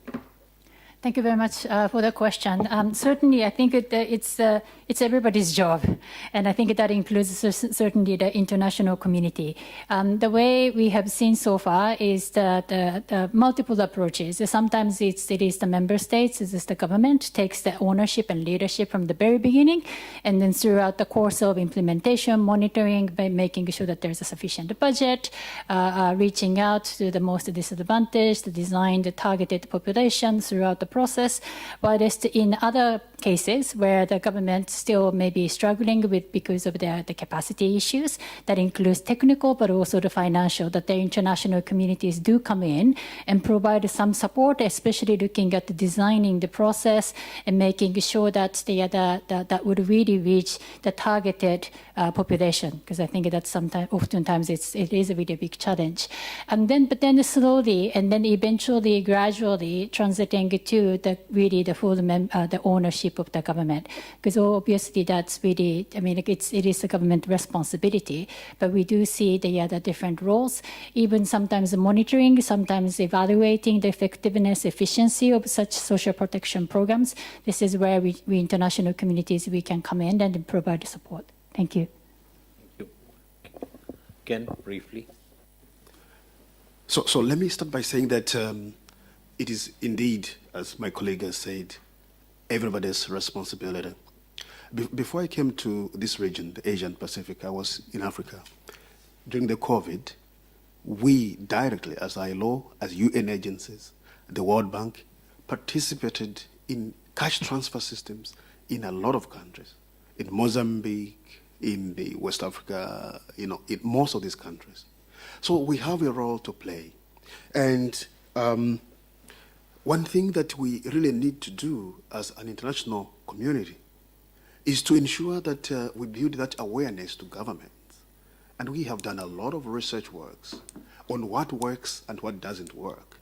Why don't we bring that to governments and demonstrate to them that this works? I was giving in the first, in my response to the first question, a number of good practices that are happening in this region, whether it is Vietnam, whether it is Thailand, whether it is Brunei. Why don't we have a South, for example, cooperation where we actually share these important practices, and therefore different governments can actually benefit from what has worked elsewhere? We all have a role. And Kunal did refer to their website with the compiling affirmative actions, already thinking of going into that. Hamza, what do you think our role? International community, of course, not just us. In what Social sense? protection and decency. We don't work, in my team at least, we don't directly focus on that social protection. In ESCAP, and in our work also, for instance, when we were researching, trying to, in the context of COVID pandemic, build forward better is the framework we were referring to. We did not want the revival of old way of doing things in terms of let's revive GDP growth and hope that eventually they'll translate into productive jobs and everything will be all right. So we tried to come up with, as I said, we call it Build Forward Better, 3 broad areas. One of them to pay direct attention to social development areas, and one of them was actually criticality of social protection in that sense. In the transition when economies were recovering from these shocks, that element is critical. The other was that making sure access to digital is actually critical, because as and when you formalize the process, as Kunal explained very well, it is important that the jobs are created in that sense, and then economies recover over time. And third was, of course, green development part. So within that overall advice that we were sharing with the countries, we've developed a formal macro model where we demonstrated how and why it would work. When we make these kind of recommendations in broader policy settings, we use the word, let's make it people-centric rather than GDP-centric only. GDP is one of, as Ken said very nicely, it's maybe necessary, but it's certainly by no means sufficient. And direct policy interventions and focus is required. Social protection needs to be part and parcel of those considerations. Thank you. Your take. No, I think, we all in this room will probably agree social protection is very important. I mean, it's been recurring in the discussion many times. But I think what we still don't know is what kind of social protection really does the job, right? I mean, I'm not completely someone who sort of says social protection is enough, because one is protection, the other is insurance, social insurance, the other is linking protection to actually jobs, job creation or social transformation. And I think this is where we should learn from elsewhere, particularly from Latin America, where we have had conditional cash transfer programs in Mexico, Progreso at the beginning, and then Bolsa Family in Brazil, where they combine social protection, if you wish to call it social protection, with job creation by linking it to primary childhood education programs. So if you want to get a cash transfer, you got to put your child into school or get maternity or nutrition supplements from mothers. You got to do that, because if it's just purely providing cash transfers, I'm not convinced that's really enough for the future, right? It's good for protecting workers, but not good for the future in creating better jobs. And since one of the themes here is about decent work, ultimately you have to learn from other country experiences on how you can create jobs. Latin America provides good examples, but bad examples also, because Latin America is probably far ahead of Asia and Pacific and Africa on social protection. Bad examples is contributory social protection and non-contributory social protection. So we provide contributory social protection to formal workers, but non-contributory social protection to informal workers. And the argument has been that it's created a distorted labor market, led to more poor quality jobs because workers switch from formal to informal work, or employers switch from hiring formal to informal workers. And so therefore, social protection can also have very significant negative costs on the economy, which we tend to ignore. So that's why we need to learn from Latin America in particular, as Asia and Pacific beginning to start thinking about better design social protection measures, and not to make the mistakes that happen in Latin America, but also learn from the better examples of Progressa and Bolsa Familia in here. That's what the international community can do, share the best practices from other parts of the world to make sure that we don't make the same mistakes here. Thank you, Kunal. I think that's a very important point. I'm acutely aware of time. We got about 5 minutes left. I'd like to go back to the panel, and I'm going to ask you one very problematic question. Maybe, if you had to choose one intervention, I'm not going to ask you to choose one SDG, but if you had to choose one intervention that has the maximum multiplier factor that would impact all of the SDGs. I mean, I'm speaking from a policymaker's hat to say, okay, if you had to choose one, what would that be? This is absolutely hypothetical. But then I want you to identify to your mind what is the biggest transformative intervention or transformative SDG that impacts other SDGs. And you can choose different ones. Mitsui, can I start with you? Probably some of you are wondering, like, yeah, I know the answer that Mitsui is going to give. And it's probably, I would say, as Srinivas, you said that it doesn't have to be a specific SDG goal. So I would actually like to say children. Children, and children. Let's start with the children. Let's go through the children. Let's also, I mean, like, not necessarily end, but let's really capitalize.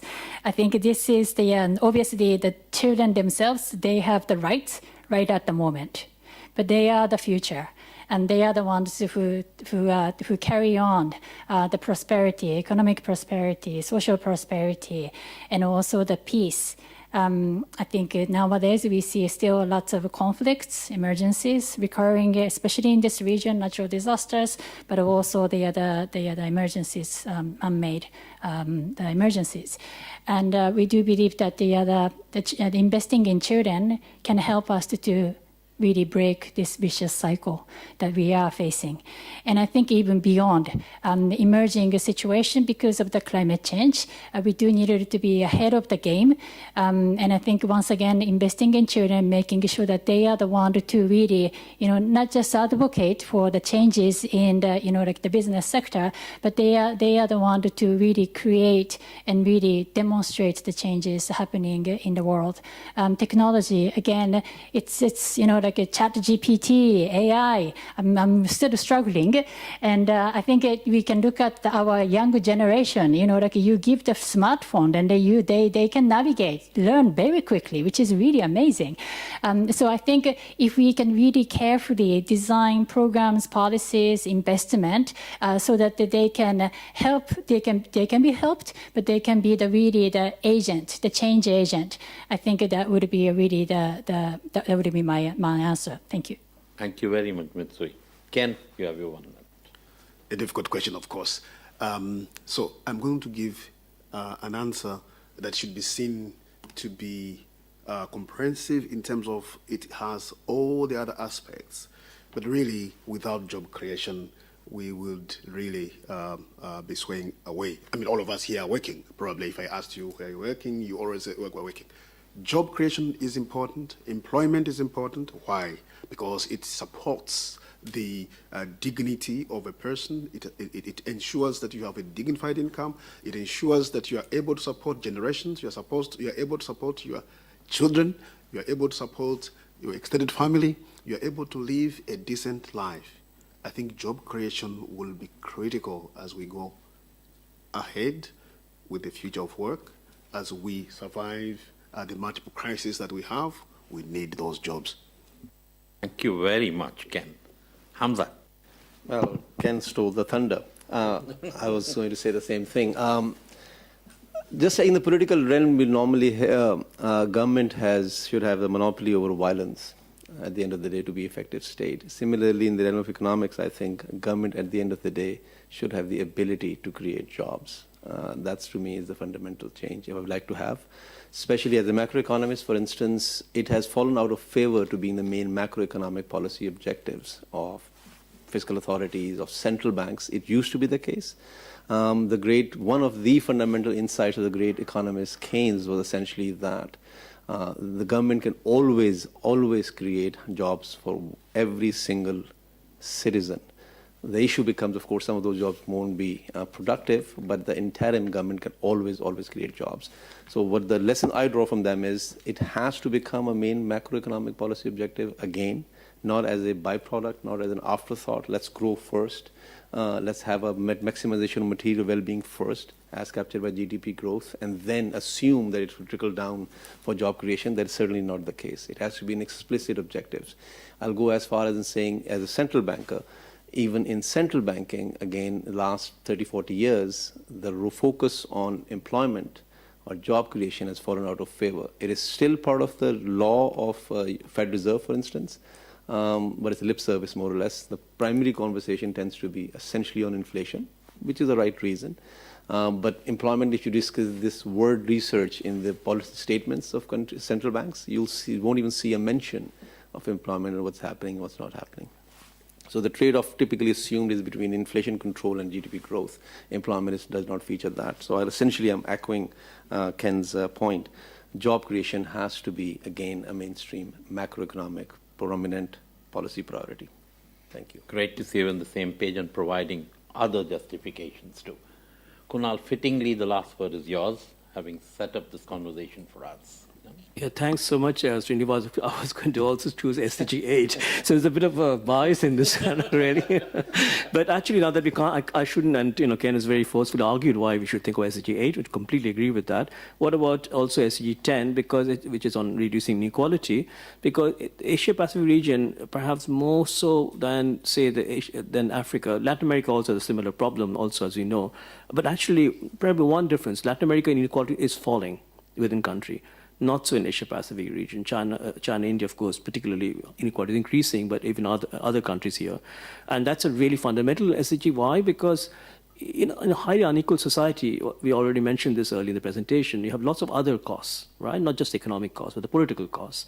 And you cannot have a situation where younger informal workers and the poorer citizens feel they don't have much of a life chances, or them or their children, actually, if they see a very highly unequal society, which reflects in bad schooling. We already heard from Mitzi on that. And access to jobs, access to state provision of public goods, schooling, and so on and so forth are all part of this. So inequality is really central to all the discussions around the SDGs. But the problem is that the one SDG which is really the most difficult SDG to achieve is SDG 10. Why? Because you need very strong political will to address this kind of questions around taxing the rich, taxing the multinational corporates, and so on. That's the most difficult SDG to try and achieve, because it really takes you into a very murky world of politics, institutions. But it has to be done. There's no question about that, right? So SDG 10, in my view, is very important, but linked to the issues of jobs and education, so on. So this is a kind of one SDG which is probably encompasses many of the other SDGs.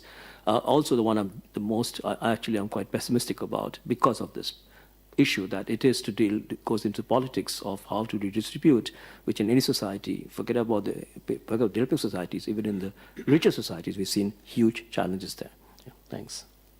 Thank you very much. I think all four panelists really provided some incredible insights with justification and very difficult to disagree with them. We agree that all the SDGs are important, they're interconnected, the achievement is important, the achievement of one leads to the achievement of others. But within that, yeah, I mean, we have our own thoughts as to where some of the focus can go, noting that all are equally important. But I feel, as a moderator, that we have come to I feel this panel really deserved a much broader audience. It has its audience on the internet, but I would like all of you, you've come to the end of time allocated for this panel discussion. I'd like all of you to join me in giving all our panelists a generous round of applause. Firstly, I really think this was really insightful, and people really contributed in depth, and it left us with a lot of thinking to do. It's very clear to us that decent work, creation of employment, which leading to social protection, issues relating to children, issues relating to women are very central. Education is going to be very central. But I think the UN wider report, some of us may think, okay, we knew a lot of this. Some of us may think that, okay, maybe these are raising issues that are too wide. But look, we needed this report to get us thinking. It was important. It highlights a lot of issues, drawing upon their research, but it gets us thinking. It gets us going back to the drawing board and thinking, okay, maybe some of these issues can be addressed as part of our work programs. So thank you so much, Kunal, for bringing it to our region. And also, I think there's a great potential of cooperation with UNU wider, given your research experience and also your capacity for providing quality research to us. And I think such synergies are very welcome within the UN system. So I would like to thank all of you for being a great audience. I would have loved a few more questions, but very clearly you were also in the thinking mode. So thank you very much, and please join us for some coffee and snacks where you get to talk to the panelists a bit more. So I'd like to thank everyone, including Ibu Armida, for giving us the address in the beginning. And that brings us to the end of this panel discussion. Have a nice day.